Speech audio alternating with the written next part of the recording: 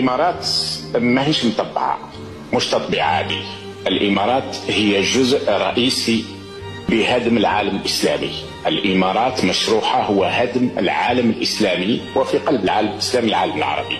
دليلي أنها هدمت السودان، هدمت اليمن، شاركت في هدم سوريا، شاركت في هدم العراق، نهبت مصر وتهدمها، تتحكم اليوم في موريتانيا، تتحكم في قيس سعيد، تتدخل في النيجر ومالي وتنهب المنطقة هذه في تشاد والنيجر ومالي وتنهب ذهبهم بشكل رهيب.